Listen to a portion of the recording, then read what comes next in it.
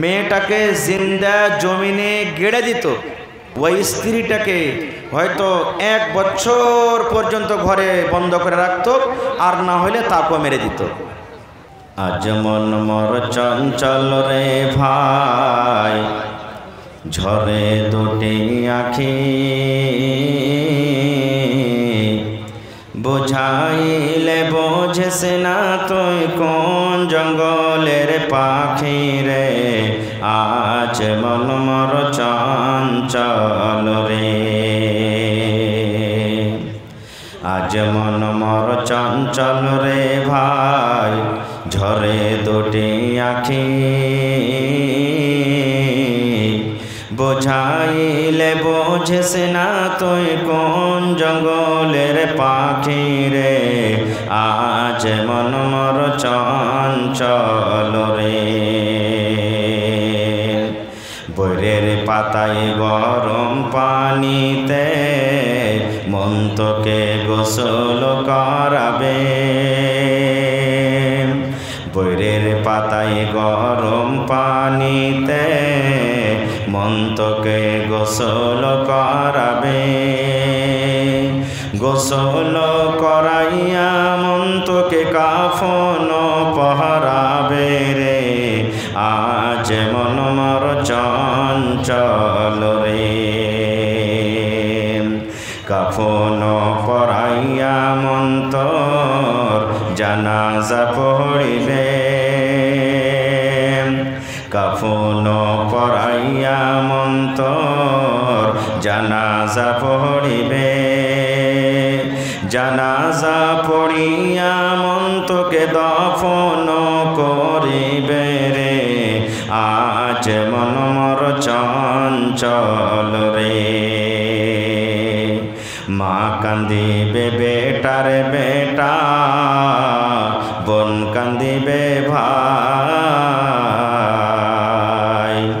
মা কান্দিবে বেটার বেটা, বোন কান্দিবে ভাই। ঘরের বেগম সেও তো কাঁদবে, আর তো কেহ নাই রে। আজ মন মোর চঞ্চল রে, আজ মন মোর চঞ্চল রে ভাই, ঝরে দুটি আখি, বুঝাইলে বোঝেস না তুই কোন জঙ্গলের পাখি রে। আজ মন মোর চঞ্চল রে। নারে তাকবীর। আল্লাহ তাবারাক ওয়া তাআলা কোরআন মাজিদে 114টা সূরা দিয়েছেন। 114 সূরার মধ্যে আল্লাহ তাবারাক ওয়া তাআলা এই মানব জাতিকে আল্লাহ তাবারাক ওয়া তাআলা হেদায়েত করার জন্য, ভালো পথে নিয়ে আসার জন্য সব থেকে আগে যেটা নবী মুহাম্মদ সাল্লাল্লাহু আলাইহি সাল্লামের প্রতি আল্লাহ সূরা বা আয়াত নাজিল করেছেন, সেটা হলো কি ইকরা, মানে পড়ো। পড়িতে বলেছেন, সেটা পড়ার কথা এসেছে। কারণ মক্কা আজকে গোটা পৃথিবীর মধ্যে 1 নম্বর হলো ইমানদার দেশ, আল্লাহওয়ালা দেশ আমরা মনে করি নাকি? সব কাজে আমরা দলিল দিই। ওখানে কাবা শরীফ আছে, ওখানে নবীর জন্ম হয়েছেন, ওখানে কোরআন মাজিদ নাজিল হয়েছে। ভাই মুসলমান, একটু আমি আগেকার ইতিহাসে যাই, যে মক্কার জায়গাটা নবীজির নবী হওয়ার আগে কেমন ছিল। আপনারা শুনেছেন, পড়েছেন, জানেন যে নবী যখন জন্ম নিয়েছেন, নবী হওয়ার আগে এবং নবী হওয়ার কিছুদিন পরও মক্কার লোকেরা শরাব পান করত, মদ পান করত, মক্কার লোকেরা জুয়া খেলত, মক্কার লোকেরা ডাকাতি করত, মক্কার লোকেরা যদি কোনো বাড়িতে বেটি মেয়ে জন্মগ্রহণ হয়েছে জমিনে গেড়ে দিত। যদি কোনো স্ত্রী মহিলার স্বামী মারা যেত, ওই স্ত্রীটাকে হয়তো 1 বছর পর্যন্ত ঘরে বন্ধ করে রাখত, আর না হলে তাকেও মেরে দিত। এক কথা এই দুনিয়াতে কোনো এমন এই বর্তমান যুগে পাপ নাই, গুনাহ নাই যে গুনাহটা মক্কাতে হতো না, সব গুনাহ হইতো। এইবারে আল্লাহ তাবারাক ওয়া তাআলা এত গুনাহ করা সত্ত্বেও আল্লাহ তাবারাক ওয়া তাআলা নবীকে বললেন না, হে নবী তুমি মানুষকে বলো যে তোমরা মদ পান করিও না, হে নবী মানুষকে তুমি বলো যে তোমরা জুয়া খেলিও না, হে নবী মানুষকে তোমরা বলো যে জেনা ব্যভিচার করিও না, হে নবী মানুষকে তুমি বলো যে মিথ্যা কথা বলিও না, হে নবী মানুষকে তুমি বলো যে তোমরা মেয়েকে মারিও না। এগুলা আল্লাহ তাআলা আদেশ করলেন না। আল্লাহ তাবারাক ওয়া তাআলা নবীকে যেটা আদেশ করলেন সেটা হলো কি ইকরা, সেটা হলো কি ইকরা, মানে তুমি পড়ো। পড়ো কেন আল্লাহ পড়া দিলেন? আপনারা জানেন মানুষের মধ্যে যদি ইলম থাকে, মানুষের মধ্যে যদি জ্ঞান থাকে, তাহলে মানুষেরা পড়বে আর পড়ার পর জানবে যে আল্লাহ তাবারাক ওয়া তাআলাকে কীভাবে চিনতে হবে, নবীকে কিভাবে চিনতে হবে, আর মদ পান করাটা কি, জুয়া খেলাটা কি, মেয়েকে দফন করাটা কি, জেনা ব্যভিচার করাটা কি, মানুষ জানতে পারবে। প্রত্যেক গুনাহ মানুষ জানবে, আর যখন মানুষ জানবে তখন আপনি আপ ছেড়ে দিবে। এই জন্য আল্লাহ তাবারাক ওয়া তাআলা সর্বপ্রথম পড়ার কথা বললেন। এবার আরো একটা কথা বলি আপনাদের সামনে। আল্লাহ তাবারাক ওয়া তাআলা সব থেকে আগে মানুষ, জিন, তারপর আপনার জমিন, আসমান, নদী, নলা, পাহাড় সব তৈরি করার আগে, সৃষ্টি করার আগে আল্লাহ কি পয়দা করেছেন জানেন? জি, কলম। আল্লাহ তাআলা কি পয়দা করেছেন? এই কলম। কলম বলতে এইটাই কলম নয়, মানে বুঝার জন্য বলছি। কলম কি পয়দা করেছেন? মানুষকে তৈরি করার আগে, জিনকে তৈরি করার আগে, পাহাড়কে বানার আগে, আসমান জমিন বানার আগে সব থেকে আল্লাহ আগে কলম তৈরি করেছেন। এবার আপনারা বলেন কলমের কাজ কি? কলমের কাজ কি ভাই? লেখা। কলমের কাজ কি? কায়দার কাজ কি? কাটা। কায়দার কাজ কি? হাঁসার কাজ কি? কোড়েলের কাজ কি? প্রত্যেক কাজে আছে নাকি? এই লাইটের কাজ কি? জোনাক করা। এই যে মাইক্রোফোন বাজছে, আওয়াজ হচ্ছে, ভাই আমার, এরকমই আল্লাহ তাবারাক ওয়া তাআলা সব থেকে আগে কলম বানাইলেন। শিখে যান। আজকে আপনাদের জন্য এটা হলো মাদ্রাসা, আজকে বানাত মাদ্রাসার জালসা। এই মাদ্রাসাতে আমার আপনার মেয়েরা, বোনেরা পড়ালেখা করবে, শিখবে, আর আজকে আপনারা শিখতে এসেছেন। আল্লাহ তাআলা কলমকে পয়দা করে দিলেন। এবার যখন কলম হয়ে গেল, এবার আল্লাহ তাআলা কলমকে বলছেন, ডাক দিয়েছেন কি? রে কলম লেখো, কলম তুমি লেখো। আল্লাহ রাব্বুল আলামিন কলমকে বলছেন, কলম রে তুমি লেখো, ও কলম তুমি লেখো। কাকে বলছেন আল্লাহ? কলমকে। এবার কলমের মুখ ফেটে গেল। কার মুখ ফুটল? কলমের মুখ ফেটে গেল। কলম কথা বলতে লাগলো। বলবেন মৌলানা কলম কেমন করে কথা বলবে? কলমের কেমন করে মুখ ফুটলো? মুসলমান রে, আল্লাহ রাব্বুল আলামিনের কাছে কোনো জিনিসের কমি নাই। আল্লাহ রাব্বুল আলামিন সব কিছুরই মালিক, সব কিছু করতে পারেন। আল্লাহ রাব্বুল আলামিন কোরআনে বলেন, আল ইয়াওমা নাখতিমু আলা আফওয়াহিহিম ওয়া তুকাল্লিমুনা আইদিহিম ওয়া তাশহাদু আরজুলুহুম বিমা কানু ইয়াকসিবুন। সুবহানাল্লাহ। সূরা ইয়াসিনে খুলে দেখবেন আল্লাহ তাবারাক ওয়া তাআলা বলছেন, যেদিন কিয়ামত হবে, হাসরের ময়দান হবে, ওই কিয়ামতের দিন আল্লাহ রাব্বুল আলামিন মানুষের মুখে মোহর লাগিয়ে দিবেন। এই মানুষের মুখে আল্লাহ লাগাম লাগিয়ে দিবেন। আপনার মুখখানটা যদি এনেকে চেপে ধরেলে কথা বলতে পারবেন? একটু কথা বলেন, কথা বলতে পারবে? পারবেন না। তা আল্লাহ মুখে টুনি লাগিয়ে দিবে, ফেভিকাল মনে করেন, ফেভিকাল লাগিয়ে দিবে, মুখ ধরে যাবে, কথা বলতে পারবেন না। এবার বলবেন মৌলানা মানুষের মুখে যদি আল্লাহ মোহর লাগিয়ে দেয়, মানুষের মুখে যদি আল্লাহ রাব্বুল আলামিন ফেভিকুইক লাগিয়ে দেয়, মানুষ কেমন করে কথা বলবে?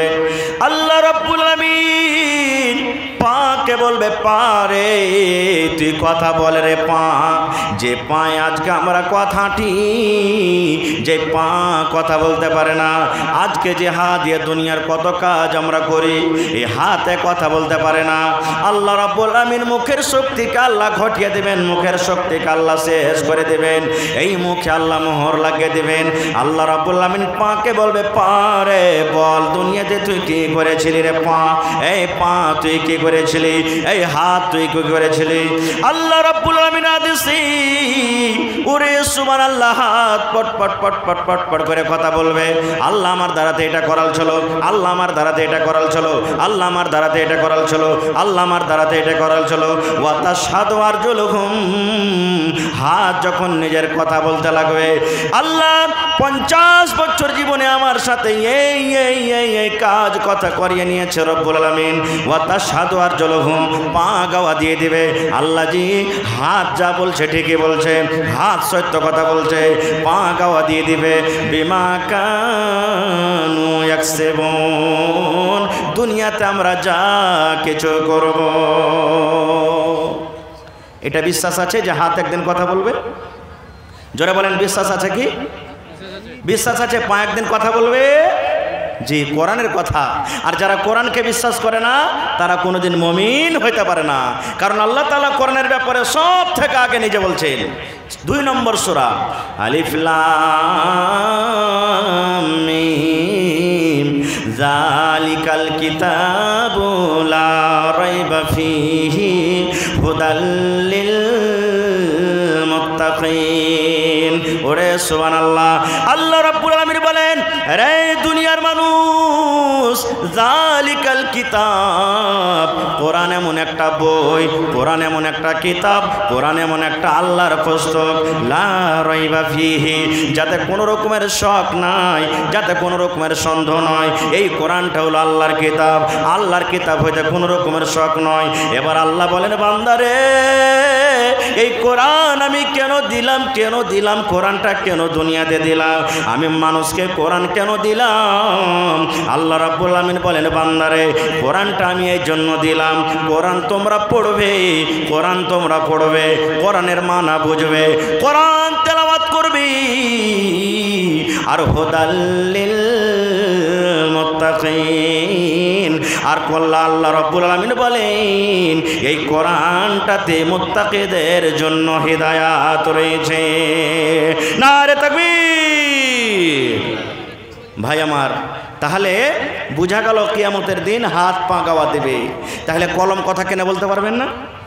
বলতে পারবেন না? পারবেন না? আল্লাহ রাব্বুল আলামিন কলমকে ডাক দিয়ে বলবেন এই কলম, কলম রে তোমার কাজ হলো লেখা, তুমি লেখো কলম, তুমি লেখো, আয় কলম তুমি লেখো, তোমার কাজ হলো লেখা, কলম তুমি লেখো।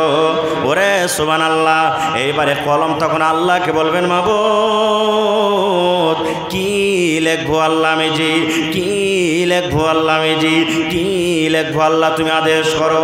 লেখার জন্য আমি আল্লাহ তৈয়ারি আছি, রেডি আছি, আল্লাহ তুমি আদেশ করো কি আমি লিখবো। এইবারে আল্লাহ রাব্বুল আলামিন বলবেন কলম রে কিয়ামত পর্যন্ত যা কিছু হবে, কিয়ামত পর্যন্ত যা কিছু হবে রে কলম তুমি সমস্ত কিছু লিখে দাও, সমস্ত কিছু লিখে দাও। এবারে কলম ঘস ঘস ঘস ঘস ঘস ঘস করে লিখতে লিখতে লিখতে লিখতে লিখতে আল্লাহ রাব্বুল আলামিনের আদেশে কিয়ামত পর্যন্ত যা কিছু ঘটবে কলম এক এক করে সব লিখে দিলেন। তাহলে আল্লাহ তাবারাক ওয়া তাআলাও সর্বপ্রথম যেটাকে পয়দা করেছেন সেটা হলো কি? কলম। যাক, ওদিকে আমি আর যাব না, আস্তে আসেন। আল্লাহ তাবারাক ওয়া তাআলা শেষ নবীকে যে আল্লাহ তাবারাক ওয়া তাআলা করলেন, সর্বপ্রথম আল্লাহ তাবারাক ওয়া তাআলা তাকে পড়ার কথা বললেন। আজকে আফসোসের কথা, কতটি লোক আমরা পড়েছি ভাই, কয়টা লোক আমাদের বাড়িতে বেটি ফারেগা বেটি আছে। আজকে গ্রামে, প্রত্যেক গ্রামে 3টা 4টা 5টা 6টা করে মৌলভী সাহেব হবে, হয়েছে।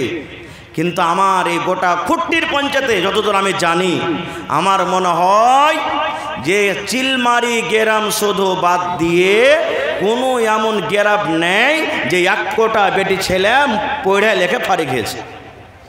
একটাও মনে হয় নাই, শুধু চিলমারি গ্রামে মোটামুটি না হইলেও কমসে কম 30-35 জন মেয়ে ছেলেরা আছে, বোনেরা বেটিরা আছে যারা 8 বছর 10 বছর পড়ে লেখা ফারিগ হয়েছে।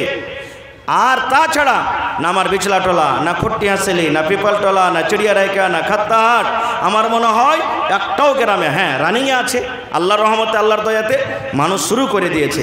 কেউ হয়তো বুলুগুল মারাম পড়ছে, কেউ হয়তো মিশকাত পড়েছে, কেউ হয়তো আর কিছু পড়েছে, কিন্তু ফারেগা কিন্তু একটাও নেই। এই জন্য ভাই মুসলমান আরও একটা কথা বলি, যেমন বেটাকে আপনি তালিম দিচ্ছেন, বেটাকে পড়াইছেন, এই মতো বেটিকেও আপনাকে পড়াইতে হবে, না হবে না? বেটিকে পড়াইতে হবে না হবে না? জোরে বলেন। আল্লাহর নবী সাল্লাল্লাহু আলাইহি সাল্লাম বলেছেন, তলাবুল ইলমি ফারিজাতুন আলা কুল্লি মুসলিম। আরে আমার উম্মত, তোমরা কান করে শুনে নাও, প্রত্যেক মুসলমানদের জন্য ইলম হাসিল করাটা হলো ফরজ। ইলম হাসিল করাটা হলো ফরজ। ইলম হাসিল করতে হবে, শিক্ষা মানুষকে নিতে হবে। এই জন্য নবী বলেছেন প্রত্যেক মুসলমানদের জন্য ইলম হাসিল করা ফরজ। তাহলে মুসলমান বলতে কি শুধু পুরুষেরা? জোরে বলেন, শুধু পুরুষেরা? কি মহিলারা কি মুসলমান নয়? জোরে বলেন, বেটি ছেলেগুলা মুসলমান নয়? ওরাও মুসলমান। যেমন পুরুষকে ইলম শিখতে হবে, মেয়ে ছেলেকে ইলম শিখতে হবে। বলবেন হাজি মৌলানা, মেয়ে ছেলেরা ইলম শিখে কি করবে? তাহলে একটা ঘটনা বলছি আপনাদের সামনে, হাদিসের কথা।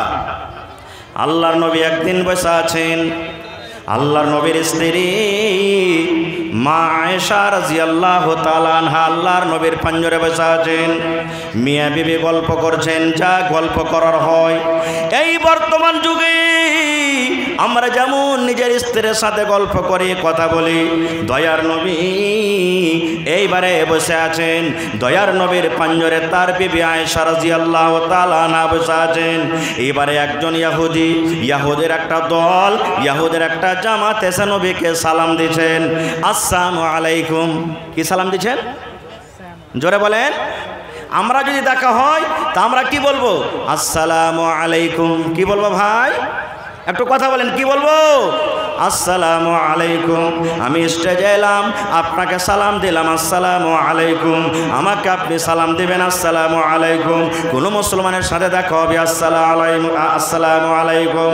কিন্তু ওরে সুবহানাল্লাহ, নবীর দরবারে এসে ওই ইহুদি নবীকে সালাম দিচ্ছেন, আসসালামু আলাইকুম। আসসালামু বলে না, আসসালামু আলাইকুম। ওরে আল্লাহ, মানা কতখানি হয়ে গেল, ফরক দেখেন।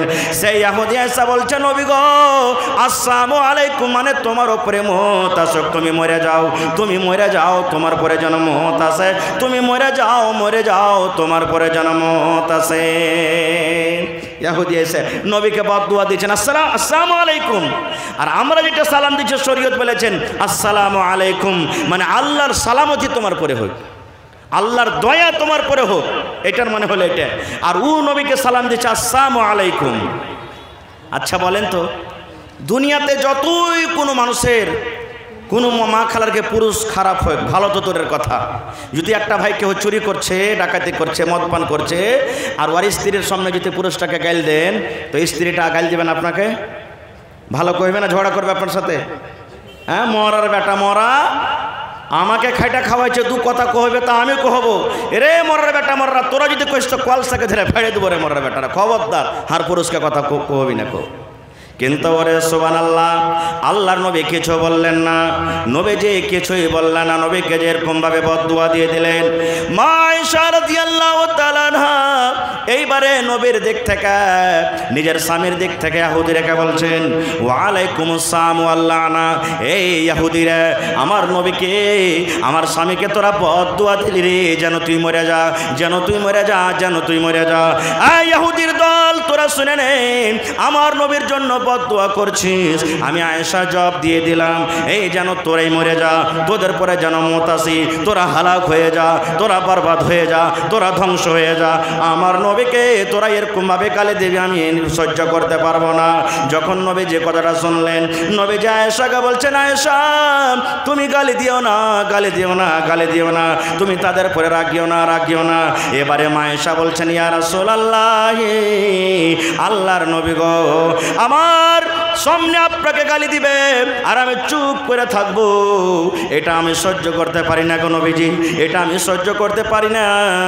আমার সামনে আপনাকে গালি দিবে, আমি এটা সহ্য করতে পারি না। এইবারে নবীজি আয়েশাকে বলছেন, আয়েশা রে, আমি ওয়া আলাইকুম বলে দিয়েছি, ওয়া আলাইকুম আমি বলে দিয়েছি, ওদের আমি জবাবটা দিয়ে দিয়েছি। যদি আমাকে ভালো নিয়াতে সালাম দিয়ে থাকে ওরা ভালো উত্তরটা পাবে, ভালো দোয়া পাবে। আর যদি ওরা মন্দ নিয়াতে সালাম দিয়ে থাকে তাহলে ওয়া আলাইকুম, তাদের বদদুয়া তাদের দিকে ঘুরে চলে যাবে। কেউ যদি রাগ করে বলে আমি আসমানকে ছুপ দিয়ে দেবো, ছুপ কার মুখে লাগবে? আসমানকে লাগবে না নিজের মুখে লাগবে? জোরে বলে। নবীজি বলছেন ওই নিজের হালাক বরবাদ হয়ে যাবে, তারপরে মত আসবে। তাহলে হাদিসটা কেন আমি বুঝালাম? এই জন্য আমি বুঝালাম, মা আয়েশা রাদিয়াল্লাহু তাআলা আনহা যদি পড়ালেখা না হইতেন তাহলে নবীর তরফ থেকে জবাব দিতে পারতেন? ভাই জোরে বলেন, জবাব দিতে পারতেন? হ্যাঁ ভাইরে, এই মতো পড়ালেখা বেটি ছেলে যদি আপনি নিয়ে আসবেন, আল্লাহ রাসূল সাল্লাল্লাহু আলাইহি ওয়াসাল্লাম বলেছেন তুনকাহুল মারাতু লিআরবাইন, মানুষেরা বিয়া করে চারটা জিনিস দেখে। যে আমরা সাধারণ চারখান গুণ দেখি, আল্লাহ রাসূল বলেছেন মানুষেরা বিয়া করে চারখান গুণ দেখে। কি কি? এক নম্বরে নবী বলেছেন লেমালিহা, যারা বিয়া করে মাল দেখে, যে বেটি ছেলেকে বিয়া করব তার পাকার বাড়ি আছে কিনা, জমি জায়গা আছে কিনা, ওই বাবার কাছে মাল আছে কিনা। দুই নম্বরে নবী বলেছেন ওয়ালে হাসাবিহা, মানুষেরা বংশ দেখে, ঝাড় দেখে, এর বংশ কেমন, ঝাড় কেমন। তিন নম্বরে নবী বলেছেন ওয়ালে জামালিহা, যাকে বিয়ে করবে মানুষেরা তার রূপ দেখে, সৌন্দর্য দেখে। চার নম্বরে নবী বলেছেন ওয়ালে দিনহা, তার মধ্যে দিনদারি দেখে। আল্লাহর নবী বলেছেন উম্মত, চারখানার মধ্যে যদি আগেকার তিনখানাই না থাকে, যে মেয়েকে তুমি বউ করে বাড়িতে নিয়ে আসবে ওর বাবার যদি মাল না থাকে, যদি গরিবের মেয়ে হয় তাও চলবে, বংশ ঝাড় যদি বড় না হয় তাও চলবে, তিন নম্বরে সৌন্দর্য না হয় তাও চলবে, নাক মোটা হয় তাও চলবে, দাঁত বড় হয়ে আছে তাও চলবে, দেখতে কালো যদি আছে তাও চলবে। কিন্তু নবী বলেছেন উম্মত রে, ফাজফার বিযাতিদ্দিন, আগেকার তিনখানা যদি না পাও, শুধু দিনদারি তার মধ্যে আছে, পড়ালেখা জানে, কোরআন পড়িতে জানে, নমাজ পড়িতে জানে, নমাজ পড়ে, দিনদারি তার মধ্যে আছে। নবী বলেছেন ওই দিনদারি মেয়েকে তুমি তারজি দাও, ওই দিনদারি মেয়েকে তুমি বউ করে বাড়িতে নিয়ে এসো। দিনদারি বউকে বাড়িতে নিয়ে আসতে গেলে আপনার জীবন উদ্ধার হয়ে যাবে। আর দিনদারি না হয়তো কেমন হবে জানেন? একটা গল্প বলছি, হাদিস কোরআনের কথা নয়। স্বামী স্ত্রী দুজন একদিন বসে আছে, স্ত্রীটা বেমার পড়ে গেছে। দিয়া তখন স্ত্রীটা ওকে জিজ্ঞাসা করছে আর পুরুষকে, হাজি তুমি আমাকে কতখানি ভালোবাসো? কইছে তোমাকে খুবই ভালোবাসি জি। কইছে তাও কহ কতখানি ভালোবাসো? তো পুরুষটা কইছে এত তোমাকে ভালোবাসি, এত তোমাকে ভালোবাসি যে বলার শেষ নেই, তোমাকে দেখাইতে পারবো না আমি। তখন বলছে যে তাহলে কেমন করে আমি জানবো যে তুমি আমাকে ভালোবাসছো? কিছু ওয়াদা দাও, তাহলে আমার মরার পর তুমি বিয়ে করবে না। বলছে দেখবো, বুঝ বিচার করে তখন ওইটা ভাবা চিন্তা করবো। কই তাও কহ কতদিন বাদ তুমি বিয়ে করবে না? যদি তুমি বিয়ে করেই লাও তা আমি তো কবর থেকে আর তোমাকে মানা করতে পারবো না, দেখতে পাবো না, তো তুমি কতদিন পর আমার সাথে, আমার মরার পর বিয়ে করবে না? তখন বলছে বিবি রে, তাহলে যখন তুমি শুনতেই চাইছো তোমার পরে আমার এত মায়া মোহাব্বত আছে, যতদিন তোমার কবরের মাটি না শুকাইবে অতদিন আমি বিয়ে করবো না। কবরের মাটি কয়দিন শুকাইতে লাগবে ভাই? একদিন, দুদিন, 3 দিন, 4 দিন, নাকি 5 দিন লাগবে নাকি মালানা? শুকিয়ে যাবে। এবারে কইছে ঠিক আছে, বিবি খুব খুশ, মরে গেল। 1 দিন চলে গেল, 2 দিন চলে গেল, 3 দিন চলে গেল, 4 দিন, 5 দিন, 8 দিন হয়ে গেল। তার স্বামী কবরের পাঞ্জরে চলে গেছে। বিবির সাথে আমি ওয়াদা করেছি যতদিন কবরের মাটি ভিজা হয়ে থাকবে না শুকাবে অতদিন আমি বিয়ে করব না। দেখি আমার বিবির কবরের মাটি শুকাল জায়গা শুকায়নি। ওরে সুবহানাল্লাহ, যে দেখছে এখনো মাটি ভিজা হয়ে আছে। আবার 3 দিন পর যদি যাচ্ছে, ওরে আল্লাহ দেখছে এখনো মাটি ভিজা হয়ে আছে। এবার তার স্বামী মনে মনে বলছে, আল্লাহ কি তোমার লীলা, কি তোমার তামাশা। আল্লাহ আশেপাশে কোন কোনো জায়গাতে মেঘ পানি হয় না, দেখতে পাই না, কিন্তু আমার বিবির কবরটা কেনে ভিজা হয়েছে। ব্যাপারটা কি? আজকে আমি চোর দেখবো। এবার আড়ালে একটু সেই লোকটা বসে গেছে। বসে যাওয়ার পর এবার দেখছে ওর যেটা সালা ছিল, একটা কে ছিল? সালা। স্ত্রীর ভাইকে না সালা বলে? ওর সালাকে দেখছে যে এক বদনা পানি নিয়ে ডলে কেড়ে চলে এসছে আর কবরে ঢালছে, কবরে ঢালছে। তখন ওকে যা ধরে নিয়ে বলছে, এই শালা হারামি, তুই কেন মাটিতে কবরে পানি ঢালছিস রে? কি ব্যাপার, কি হয়েছে তোর? কয়েছে, বহন তুমি জানো না, বুবু মরে সেদিন আমাকে কয়ে গেছে যে তুই রোজ দিন একবার করে যে এক ডলে করে পানি ভিজাবি কবরে। তার লাগে আমি কবরকে ভিজাছি। সুবহানাল্লাহ। কহেন তো এরকম করে পানি যদি ঢালতে থাকে সারা জীবন কেটে যাবে, তার কবর শুকাইবে না, আর না কবর শুকাবে না, বিয়ে করতে হবে। হায় রে আল্লাহ। ভাই আমার, তাহলে এরকম স্ত্রী যদি বাড়িতে নিয়ে আসেন, পড়ালেখা না হয়, তাহলে জীবনটা সুখে শান্তিতে কাটবে। আর একটু আগে চলেন। আল্লাহর নবী যখন দুনিয়া থেকে চলে গেলেন, তারপরে খলিফা হলেন কে? আবু বকর রাদিয়াল্লাহু তাআলা আনহু। বড় কথা বলবো না, উনিও দুনিয়া থেকে চলে গেলেন। 2 নম্বর খলিফা হলেন কে? উমর ফারুক রাদিয়াল্লাহু তাআলা আনহু। রাতের বেলাতে একদিন হাঁটছেন, গ্রামে গ্রামে ভেষ বদলে হাঁটছেন, যেন কেউ চিনতে না পারে যে এটা হলো মুসলমানের রাজা। মুসলমানের রাজা যেমন আমার মুখিয়াজি, আমাদের খুট্টি পঞ্চায়েতের মুখিয়া, এই মতো মুসলমানের আমির ছিলেন কে? উমর ফারুক রাদিয়াল্লাহু তাআলা আনহু।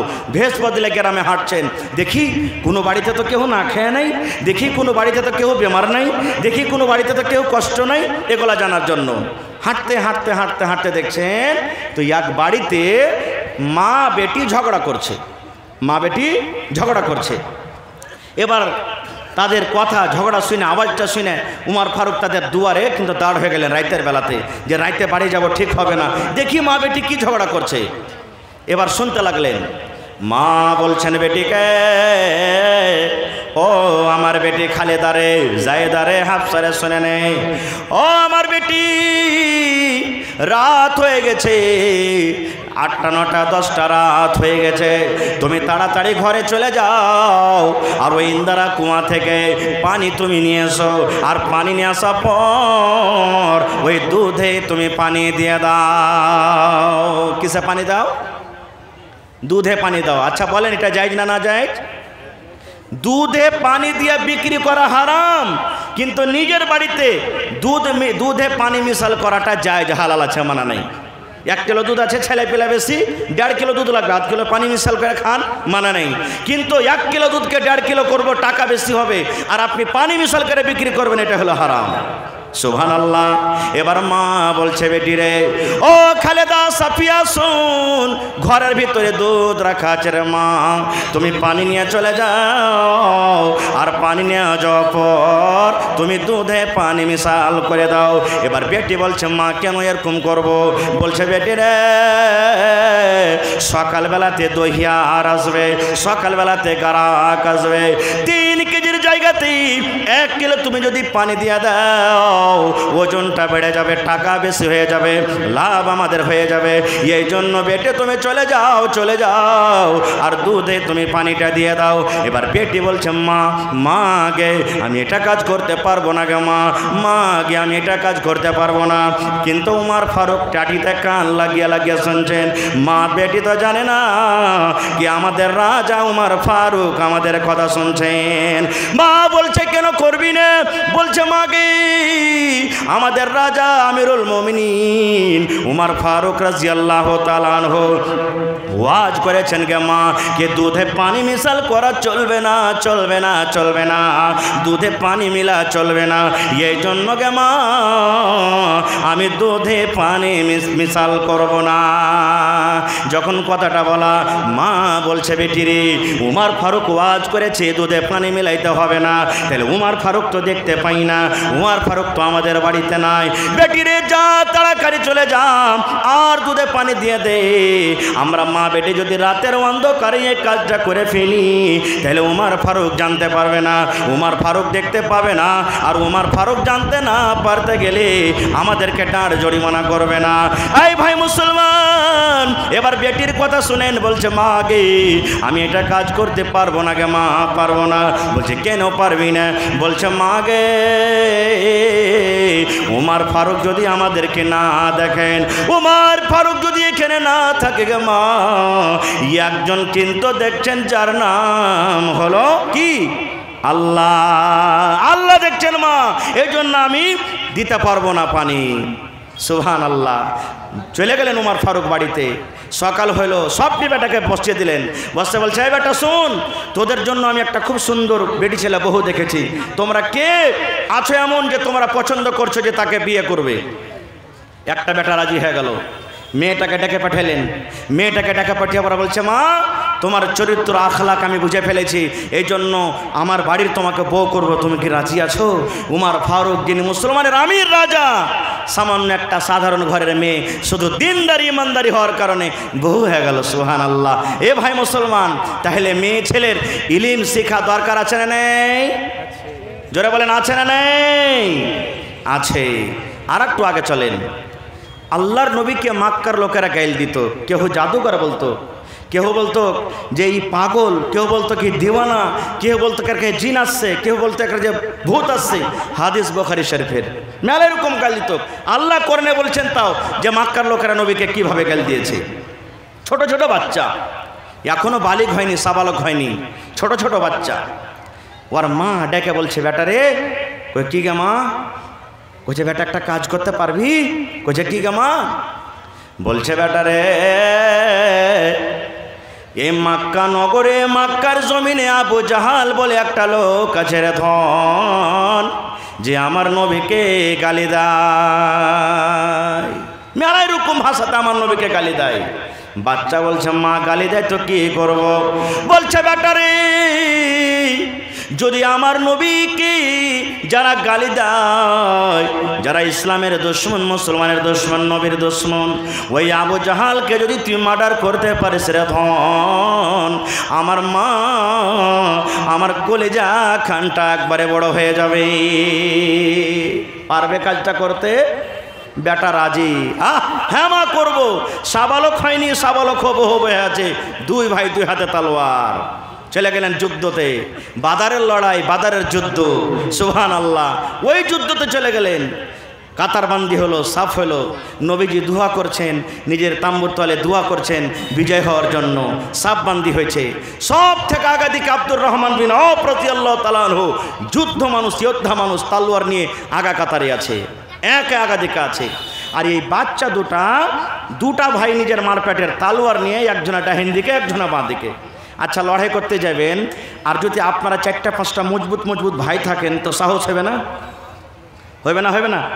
আর যদি একটা ভাই খুব মজবুত হয়, আর সব 8 আনা 4 আনা 10 পয়সা হয়, তো ডর লাগবে না? লাগবে না? আব্দুর রহমান বিন ডাহিন দিকে দেখছে একটা ছোট বাচ্চা, বাঁ দিকে দেখছে একটা ছোট বাচ্চা। কইছে, আল্লাহ, যদি বড় মানুষগুলা কেউ আসতো তাহলে আমার একটু সাহস হতো, কি ছোট ছোট বাচ্চা মনে মনে এগুলো গাইতে আছেন। এবার শোনেন, আব্দুর রহমান বিন আওফ বলছেন, ওরে সুবহানাল্লাহ, মনে মনে আমি এই কথা বলতে আছি, আল্লাহ, আমার দুই দিকে দুইটা ছোট ছোট বাচ্চা। এবার কথা বলতে না বলতে ডান দিকের একটা বাচ্চা ইশারা করে বলছেন, মানে লম্বালায় কান তাক পৌঁছে না, ইশারা করে বলছে, চাচা একটু তুমি আমার দিকে ছেপড়া যাও, খাটো হয়ে যাও। এবার আমি কানটাকে তাদের মুখের কাজে লাগিয়ে দিলাম। ছোট মাসুম বাচ্চা বলছেন, ও চাচা গো, আইনা আবু জাহাল? চাচা আবু জাহাল কই? আবু জাহাল কোথায় আছে? আইনা আবু জাহাল? চাচা গো, আবু জাহাল কই? আবু জাহাল কোথায় আছে? আবু জাহালকে আমরা চিনি না, জানি না, কই আবু জাহাল কোথায় আছে? এবার আব্দুর রহমান বিন আওফ বলছেন, ভাতিজা রে, কেন তুই আবু জাহালের নাম নিছিস? আর আবু জাহাল কত বড় লোক জানেন? ওরে সুবহানাল্লাহ, 1000 মানুষ লড়াই করতে এসেছে, 1000 মানুষ যুদ্ধ করতে এসেছে বেঈমান মুশরিকা, আর 1000 মানুষের নেতা হলো আবু জাহাল। 1000 মানুষের নেতাকে আবু জাহাল চিৎকাবরা ঘোড়াতে চড়ে একবার কাতারের ওই দিকে যায়, আবার চড়ে আগা দিকে কাতারের এই দিকে যায়, ঘোরাফেরা করে খালি যে কেমন করে লড়াই করতে হবে, এরকমভাবে প্র্যাকটিস করে। বাচ্চাটা বলছে, চাচা আবু জাহাল কোনটা? আবু জাহাল কই? আব্দুর রহমান বিন আওফ বলছেন, ভাতিজা রে, কেন তুমি আবু জাহালের নামটা নিছো? আবু জাহালকে তুমি কি করবে? আবু জাহালকে দেখে তোমার কি লাভ হবে? বলছে চাচা গো, মা আমাকে বলেছে আমার নবীকে নাকি আবু জাহাল গালি দেয়, আমার নবীকে নাকি আবু জাহাল গালি দেয়, আমার নবীকে নাকি কত রকমের কথা বলে। ও চাচা যান, আবু জাহালকে তুমি শুধু একবার দেখিয়ে দাও, আবু জাহালকে হয় মারবো কিংবা তার তলোয়ারে আমি দুনিয়া থেকে বিদায় হয়ে যাব, হয় আবু জাহালকে মেরে দেব কিংবা তার হাতে মরে যাব। চাচা তুমি একবার আবু জাহালকে আমাকে দেখিয়ে দাও। বলছেন আব্দুর রহমান বিরোপি কথা বলতে আছে, বাঁ দিকের ফের ছেলেটা বলছে চাচা একটু নিচে হোক, আরেকটা আবার ভাইটা নিচে হোক। নিচে হয়ে গেলাম, ও কথাটা বলছাই না আবু জাহাল। চাচা আবু জাহাল কই? আবু জাহাল কোনটা? আবু জাহাল কই? এবার আমি বললাম ভাতিজা আবু জাহালকে নিয়ে কি করবি? বলছে চাচা গো, এই যে আমার আপনার ডান দিকে দাঁড় হয়ে আছে, এটা হলো আমার ভাই, এটা আমার নিজের ভাই, আমরা দুইজন নিজের মায়ের পেটের ভাই। চাচা গো, আমার মা আমাকে বলেছেন যে আমার নবীকে নাকি আবু জাহাল গেল দেয়, হয়তো আবু জাহাল আজ বাঁচবে, আর না হলে আবু জাহালের হাতে আমরা দুই ভাই মরে যাব। যেমন কথাটা বলা আব্দুর রহমান এবার নজর করে সামনে দেখেন চিৎকার একটা ঘোড়াতে চড়ে আবু জাহাল চলে যায়।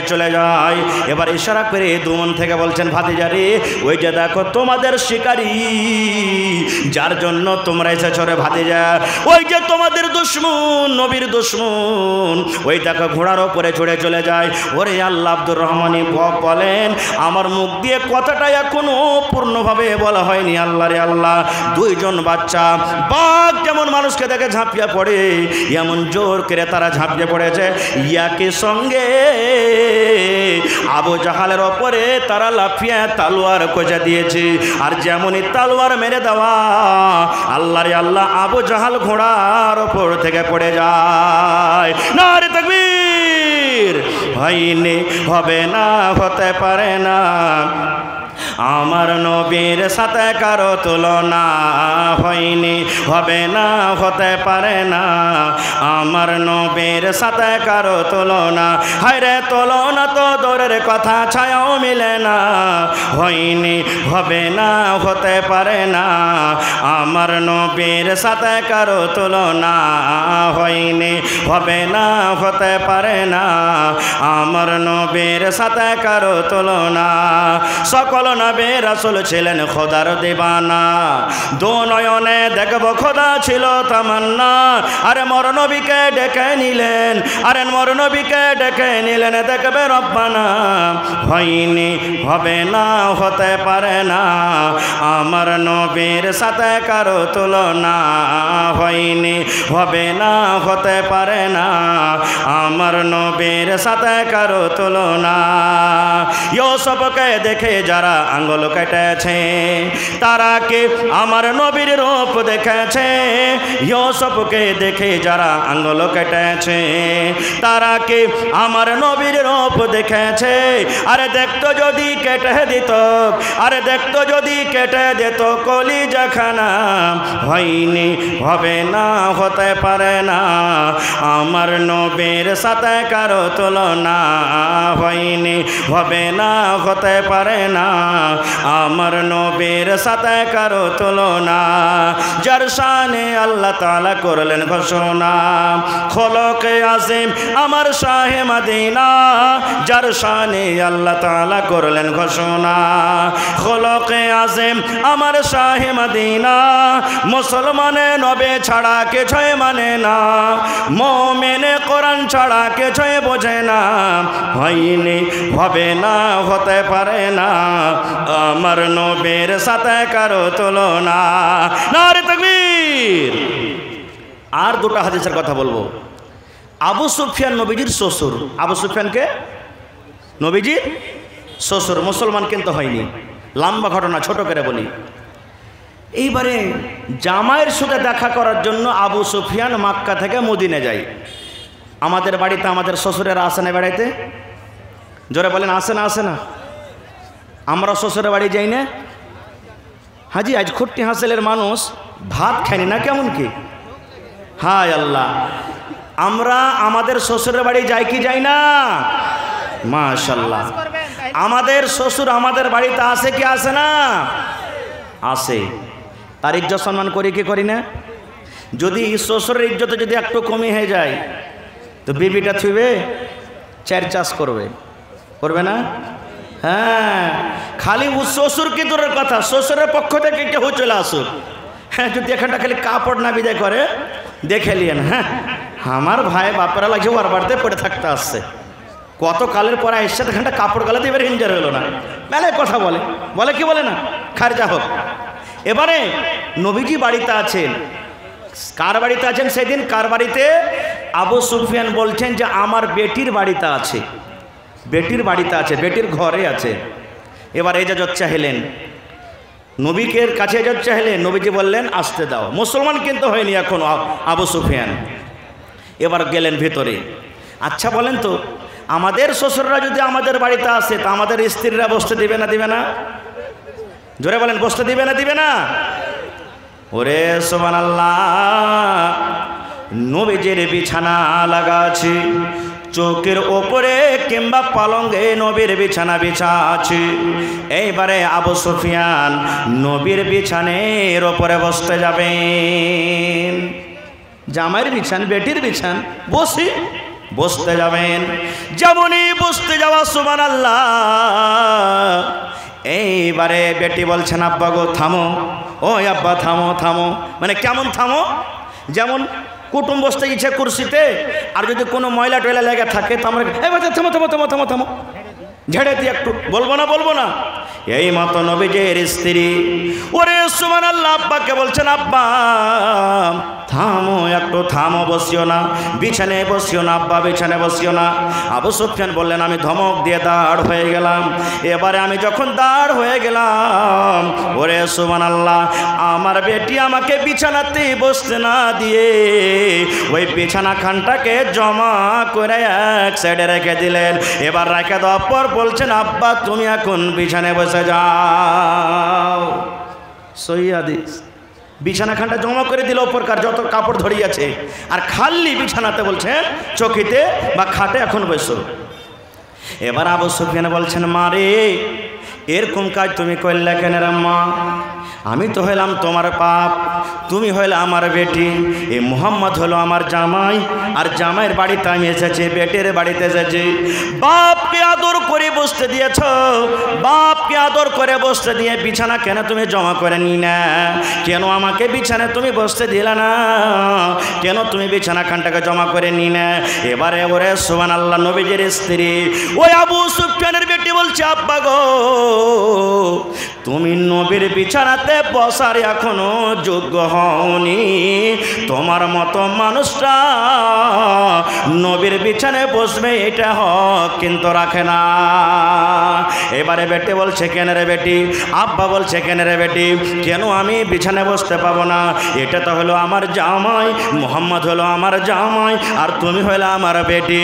জামাইয়ের বিছানা আমি কেন বসতে পাবো না? বেটের বিছানা আমি কেন বসতে পাবো না? কেন আমি বসতে পাবো না? এইবারে বেটি বলছে আব্বা গো, আমি তোমার বেটি হইতে পারি, আর এ মুহাম্মদ তোমার জামাই হইতে পারে, কিন্তু এ বেটি আর জামার এলাওয়া আল্লাহ রাব্বুল আমিন তাকে নবী করেছেন আর তাকে রাসূল করেছেন। এই আব্বা জান, আপনি এখনো মুসলমান হননি, এখনো মুসলমান হননি, এখন আপনি নাপাক হয়েছেন, মুশরিক হয়েছেন। আর আপনার মতো মুশরিক লোক নবীকে বিছানায় আমি বসতে দেব না, আপনার মতন মুশরিক লোককে আমি নবীর বিছানাতে আমি বসতে জায়গা দেব না। নারে তাকবীর। এ ভাই, এবারে বেটি ছেলেটা যদি পড়ালেখা না থাকতো, দিনদার না থাকতো, তো নিজের বাপের সাথে এরকম ব্যবহার করতে পারতো? তারজি দিলেন কাকে? আব্বাকে। নাম নবীকে না নিজের স্বামীকে? স্বামীকে তারজি দেয়নি, দিয়েছেন নবীকে। কেন? শরীয়ত জানে বুঝে জন্য না। একটা আর হাদিসের কথা শুনেলেন, ওরে সুবহানাল্লাহ, এর আগে হয়তো আমি কোনো জালসাতে বলেছি, একবারে শর্টে বলবো। আল্লাহর নবীর জামানাতে সুবহানাল্লাহ সাফওয়ান বিন মুআত্তাল রাদিয়াল্লাহু তাআলা আনহু একজন সাহাবী, একবার শর্টে বলবো খুবই। সাফওয়ান বিন মুআত্তাল রাদিয়াল্লাহু তাআলা একজন স্বামী, পুরুষ মানুষ। এবার তার স্ত্রী বলছেন আমি নমাজ পড়ি, আমার স্বামী আমাকে মারে। একদিন দেখলাম, দুদিন দেখলাম, 3 দিন দেখলাম, 5 দিন দেখলাম।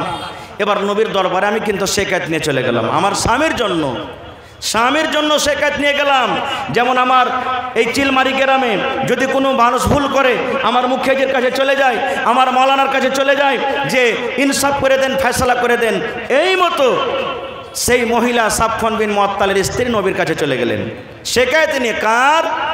স্বামীর জন্য। শেকায়ত কি জানেন? আমাকে খাইতে দেয় না তার জন্য নয়, আমাকে কাপড় দেয় না তার জন্য নয়, আমাকে বাড়িতে রাখে না তার জন্য নয়, যে দিক থেকে আসে আমাকে মারে তার জন্য নয়। কিসের শেখায়? চলে গেলেন নবীর কাছে। নবীর পাঞ্জরে আরো সাহাবায়ে কেরাম বসে আছেন। ওয়ার স্বামী সাফওয়ান বিন মুআত্তাল নবীর পাঞ্জরে কিন্তু বসে আছেন। এই বেটি ছেলে যে তখন বলছেন আসসালামু আলাইকুম ইয়া রাসূলুল্লাহ। নবীজি বললেন কি খবর, কি কথা, কেন এসেছো তুমি? এবার সাফওয়ান বিন মুআত্তালের স্ত্রী বললেন ইয়া রাসূলুল্লাহ, আল্লাহর নবী গো, আমার স্বামীর ব্যাপারে 3খানা আমি শিকায়ত নিয়ে এসেছি গো নবীজি, 3খানা আমি কেস নিয়ে এসেছি। নবী বললেন কি তোমার শিকায়ত আছে বলো। 1 নম্বরে সেই মা বলছেন আল্লাহর নবী গো, এই যে সাফওয়ান বিন মুআত্তাল আপনার পাঞ্জরে বসে আছেন, এটা হলো আমার স্বামী, এটা হলো আমার পতি, এটা হলো আমার হাজবেন্ড। আল্লাহর নবী গো, আমি যখন নামাজ পড়ি, নামাজের হালাতে আমার স্বামী আমাকে মারে, আমাকে গুতা মারে, আমাকে ফাইট মারে, আমাকে হুড়া দেয় আর ডাকে বিবি রে তুমি এসো এসো আমার বিছানাতে তুমি এসো। এই জন্য আমি আপনার কাছে ইনসাফ নিতে এসেছি কেন নবীজি, যে নামাজের হালাতে আমার স্বামী কেন আমাকে মারে। নামাজের হালাতে মারতে হয় ভাই, কেউ মারবে না। 1 নম্বর হয়ে গেল। বলছে আচ্ছা 2 নম্বর। আবার মহিলাটা বলছেন ইয়া রাসূলুল্লাহ, নবী গো, আমি যখন রোজা রাখি গো নবীজি, দিনের বেলাতে যখন আমি রোজা রাখি, আমার স্বামী সাফওয়ান আমার মুখে পানি দিয়ে কিংবা আমার মুখে খাজর দিয়ে আমার রোজাটাকে ভেঙে দেয়। এবার যদি আমি খাজর কিংবা পানি খেয়ে যদি রোজা না ভাঙি, আমার হাত খানটাকে ধরে বিছানে নিয়ে চলে যায়, আর বিছানে নিয়ে যাওয়ার পর আমার সাথে স্ত্রী করে মিলন করে, আর মিলন করার পর আমার রোজাটাকে ভেঙে দেয়। কয়টা হলো? 2টা হয়ে গেল। এবার সেই মহিলা বলছেন 3 নম্বর কেস নবী গো, নবী গো, যখন সূর্যটা উঠে যায় পূর্ব দিকে, যখন সূর্যটার ছাটা চলে আসে, সূর্যটা যখন উঠে যায় তখন আমার স্বামী ফজরের নামাজ পড়ে। সূর্য ওঠার আগে আমার স্বামী ফজরের নামাজ পড়ে না। 3 হয়ে গেল কেস। 1 নম্বর নামাজ হালাতে মারি, 2 নম্বর আমার রোজা ভেঙে দেয়, 3 নম্বরে ফজরের নামাজ পড়ে সূর্য ওঠার পর। নবীজি 3টা শিকায়ত শোনা পর তার স্বামী সাফওয়ানকে বলছেন সাফওয়ান, তোমার স্ত্রী যে সব কথাগুলো বলেছে এগুলো সত্য না মিথ্যা? আমাদের মানুষ, আমাদের মতো এই জামানার আমরা মানুষ হতাম, লজ্জার কারণে বলতাম না নবীজি সব মিথ্যা কথা বলেছে, একটা সত্য কথা বলেনি, এই কথা আমরা বলতাম। কিন্তু ওরে সুবহানাল্লাহ, যার সিনাতে কোরআন, যে আল্লাহ আল্লাহ রাসূলের প্রতি মুহাব্বত ভালোবাসেন, সাফওয়ান বলছেন ইয়া রাসূলুল্লাহ, আল্লাহর নবী গো, আমার ব্যাপারে আমার স্ত্রী 3খানা কেস করেছে, একটাও মিথ্যা নয় গো নবীজি, একটাও মিথ্যা নয়, সব সত্য, সব সত্য। আমার বিবি আমার ব্যাপারে যা বলেছেন সব হলো সত্য। এবারে নবী তখন বললেন বাবারে, নামাজটা হয়তো আল্লাহর ইবাদত, নামাজের হালাতে তুমি কেন মারো, নামাজে তুমি কেন মারো, বিবিকে তুমি নামাজের হালাতে কেন মারো? এইবারে সাফওয়ান বলছেন ইয়া রাসূলুল্লাহ, আল্লাহর নবী গো, তাইলে আমি কেন মারি নামাজের হালাতে, আমি কেন মারি? তাহলে আমার কথাটা একটু শুনে নেন। এবার সাফওয়ান বলছেন ইয়া রাসূলুল্লাহ, আমি একটা গরিব মানুষ, আমি কামে কাজে চলে যাই, মাঠে ঘাটে আমি কাজ করি, এবার কাজ করার পর সন্ধ্যাবেলাতে আমি বাড়ি আসি, মাগরিব এশার নামাজ পড়ে আমি আমি ঘুমিয়ে যাই, বিছানায় চলে যাই। আমার স্ত্রী এবারে নমাজ পড়িতে শুরু করে, নমাজ পড়িতে শুরু করে। নবী গো কত লম্বা লম্বা করে সূরা তেলাওয়াত করে। কোরআনের মধ্যে যেগুলো সব থেকে বড় বড় সূরা, এক এক রেখাতে দুইটা করে সূরা তেলাওয়াত করে। কোরআনের মধ্যে সূরা বাকারা সূরা লম্বা, সূরা নিসা, সূরা মায়েদা, সূরা আলে ইমরান, এই সূরাগুলো লম্বা লম্বা সূরা। দুটা সূরা মিলিয়ে মোটামুটি 4 থেকে 5 পারা। বলছেন ইয়া রাসূলুল্লাহ, এক রাকাত নামাজে 4 পারা থেকে নিয়ে 5 পারা পর্যন্ত তেলাওয়াত করে। কোনোদিন রাত 2টা হয়ে যায়, কোনোদিন রাত 3টা হয়ে যায়, কোনোদিন ফজর হয়ে যায় নামাজ পড়িতে পড়িতে। আর আমি মাঠে ঘাটে সারাদিন কাজ করি, বিছানায় আমার কিন্তু ঘুম আসে না। আমি বুঝালাম একদিন বিবিকে, বিবি রে এত লম্বা করে তুমি তেলাওয়াত করিও না, এত লম্বা করে তুমি নামাজটা পড়িও না। একদিন বোঝালাম, 2 দিন বোঝালাম, কিন্তু আমার কথা মানে না। আমার কথা যখন না মানি তখন আমি নামাজের হালাতে তাকে কিল মারি, তাকে আমি ফাইট মারি আর বলি, বিবি রে এত তুমি নামাজ লম্বা করিও না, এত নামাজ লম্বা করিও না। এসো এসো তুমি আমার বিছানায় এসো, আমার মাথাটা তুমি দেবে যাও, আমার গা হাতে তুমি তেল দিয়ে দাও, আমার পাটা তুমি একটু দেবে দাও। এসো তুমি আমার বিছানাতে তুমি এসো। আমার কথা না মানে না শুনি নামাজটাকে লম্বা করার কারণে আমার বিবেকে আমি মারি। এবারে নবীজি বললেন, ও মহিলারা, যখন তোমাদের স্বামী বাড়িতে থাকবে লম্বা সূরা পড়ার দরকার নাই, ছোট ছোট সূরা পড়ি তোমরা নামাজ পড়ো যথেষ্ট। এবার তার আগে একটা কথা বলি, এই যে তারাবি আসছে ভাই সামনে, এক রুকুতে 3 রাকাত 4 রাকাত আমরা পড়েলি। তারপরে বলছি, মৌলভী সাহেব তুমি দেখতে পাও না যে এত পাটাপট মশা লাগছে গরমের দিন, ছোট করতে পারো না? 1 পাতা 2 পাতাতে আমাদের গোটে তারাবি শেষ হয়ে যায়, এখানটা আমরা সহ্য করতে পারি না। আর সে মহিলা 4 পারা 4.5 পারা 5 পারা কোরআন এক রেখাতে তেলাওয়াত করতেন। তাহলে তার কোরআন কত মুখস্থি ছিল জি ভাই? কোরআন কত মুখস্থি ছিল বুঝতে পারছেন? সুবহানাল্লাহ। তাহলে বেটি ছেলেকে পড়া দরকার আছে না নেই? জোরে বলেন, বেটিরাকে পড়াইতে হবে না হবে না? হবে। আব্দুল্লাহপুরে একটা প্রাইমারি স্কুল আছে, অতি দেওয়ালে লেখা আছে, औरत घोइटा कुढ़ाएगी फिर भी पढ़ने जाएगी। औरत घोइटा कुढ़ाएगी फिर भी पढ़ने जाएगी। आजकल कर मुसलमान बेटारा के पढ़ाबो, बेटी के पढ़िए की लाभ আছে? ই তো যা পরে বাড়তে গোবর তুলবে, বাড়ি ঝাড় দিবে, ঘর ঝাড় দিবে, ঝুল ঝাড় দিবে, বাড়ি লেপবে, ইয়ারাকে ফের পড়িয়ে কি করবো? না রে ভাই না। যদি না পড়া তাহলে ওই 10-15 বছর 20 বছর আগে যে আমার মায়েরা খালারা বেটা বেটিরাকে যখন রাতের বেলাতে পেশাব করতে উঠে তখন যে দোয়া শেখাইতো, 1 বাত্তা 2 বাত্তা 3 বাত্তা ঘর সত্তা বাহির মত্তা, ওইগুলো শিখেবে। শেখাতো না আগে? 1 বাত্তা 2 বাত্তা 3 বাত্তা ঘর সত্তা বাহির মত্তা, ওইগুলোই শিখাইবে যদি না পড়ান তো। এই জন্য ভাইরে আমাদের এলাকাতে